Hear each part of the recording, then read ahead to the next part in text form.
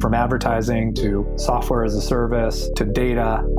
Across all of our programs and clients, we've seen a 55 to 65% open rate. Getting brands authentically integrated into content performs better than TV advertising.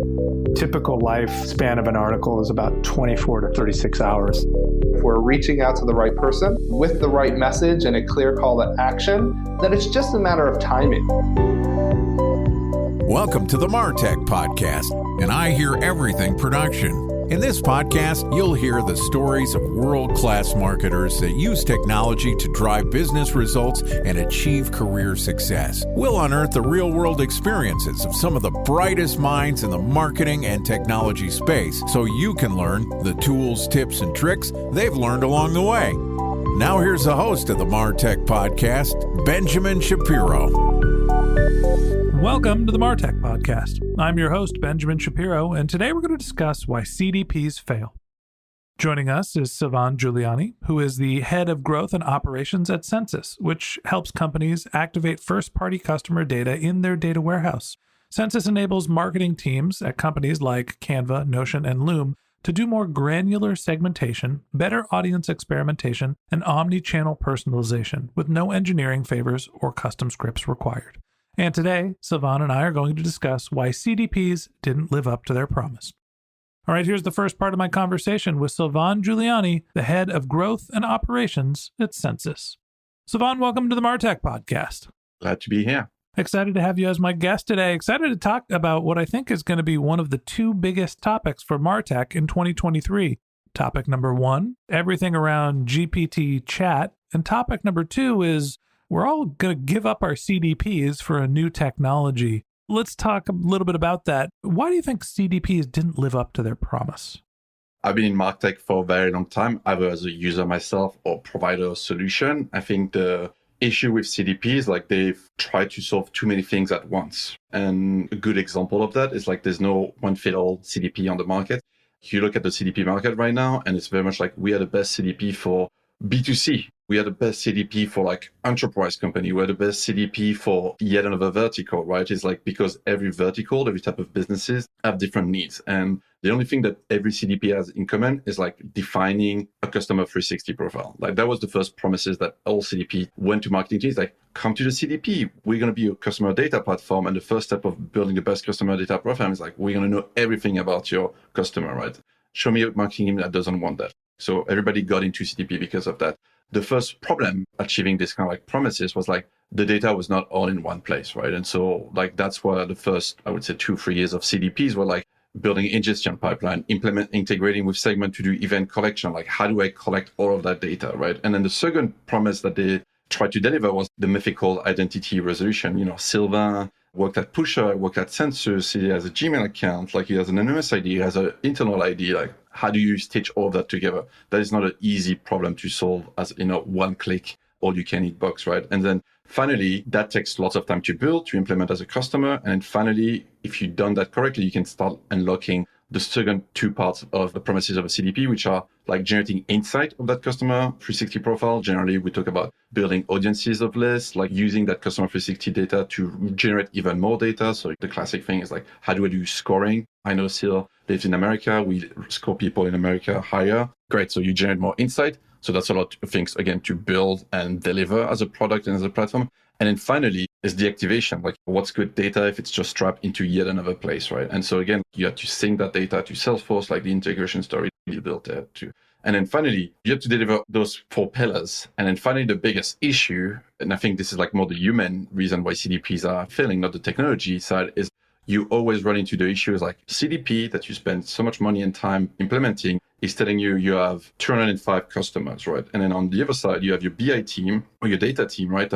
Build a warehouse and their data, the report is built at the board level, at the exec level to take decision. And their report is saying we have 305 customers. At that point, who's right? What happened to those 10 customers? Exactly. And so usually who's right? Well, most of the time it's going to be the data team who's right because the executive team are taking decision on the data team. And so even if it's wrong, the executive team will be like, well, we're making decision on this data. So that's probably the best data, right? And therefore your CDP becomes just another untrustworthy data silo. These are kind of like the reason why I feel like CDP didn't live up to the promise. It was the opposite of what a CDP was supposed to be.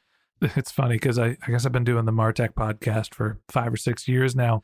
And when I started, Segment was a hot new technology. It was bought by Twilio, and then all of a sudden there was a whole bunch of other CDPs that were coming out. Treasure Data was a former sponsor of the MarTech podcast. You know, it seems like everybody was or had a CDP. And this huge new wave of technology that's supposed to integrate all of our data and help us create this one view of who our customers are and then actually be able to activate on them kind of fell down. So either I've been doing the MarTech podcast long enough to last through an entire wave of technology in MarTech, or this was a terrible disappointment in terms of a general technology. Now, is it that I am getting older, or is it that CDPs just didn't actually execute on what they were originally supposed to?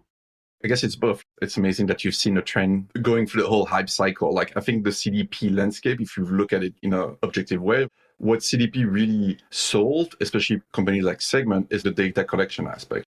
If you rewind 5, 6 years ago, for a marketing team to be like, I want to know what people are doing on my website, in my app, it was very complicated technology chat. Like, it was a technological challenge. There was not a one size fit all, just like put a JavaScript, trigger a bunch of events, and then I can distribute those events everywhere. That was very difficult. Like, what you used to do back in the day was have 10 JavaScript snippet. You had to rewrite event. Then it's like, oh, we didn't update the script to send this event to our brand new email tool, right? And so I think Segment and CDPs in general made this problem go away.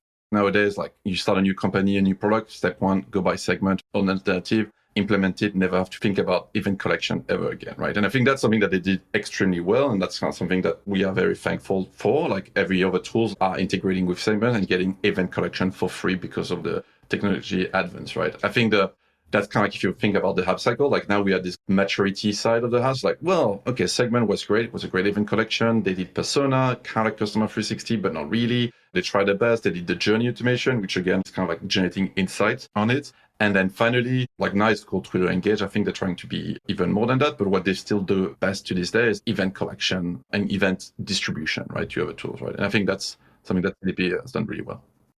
Here's what I don't understand about CDPs, and maybe this is my technical limitation. CDPs to me seems like the same thing as what a data warehouse should be. A place where you dump all of your data, where you can connect different tables, you can take the data out of that, and you could feed it to do things like marketing.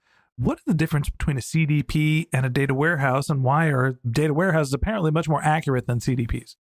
I think if you break down the problem or the question, right, is CDP wanted to become the single source of truth for a customer, and they needed to store data. Like, at the end of the day, a CDP is like, there's a warehouse, there's a database backing that thing, right? And so the step one was like, hey, how do we store tons of data and make it easy and quickly queryable? That was a big technical challenge. And that's something that warehouses, cloud data warehouse like Snowflake, Redshift, BigQuery really solve as a technical problem. Nowadays, there's no such thing as big data. You just put it on Snowflake, BigQuery, and it just scales to the moon and back in a way, right?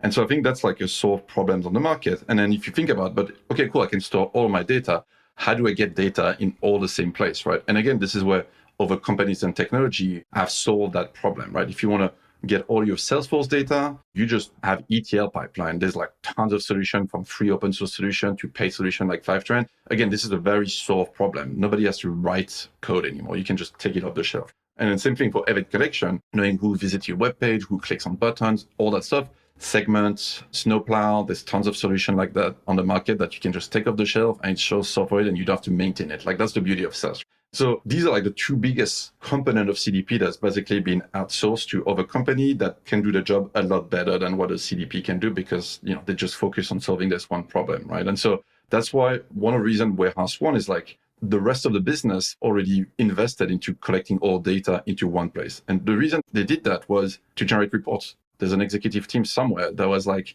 hey, marketing team, where is our lead coming from? Who's going to answer that questions? Well, it's going to be a data team in a BI tool, because we want to report that we can click every time of the day to have like the latest view of our lead attribution model or like lead source model and et cetera, right? Or like campaign performance, right? And so that's why all the data got into a warehouse. And then why is it the best data? It's not because the technology is different. It's like, because decision was being made, like hiring decision, budget decision was being made the data needed to be highly accurate. And how do you make data highly accurate? You hire data engineers that build unit testing, that build lots of different ways to kind of like validate the accuracy of the data, to clean the data, and to transform the data, right? And so all of the work that a CDP was going to do, like transform data, is been done by people that was doing that a lot better. So at that point, you're like, well, everything is a warehouse. Why can't I just use the warehouse as a CDP?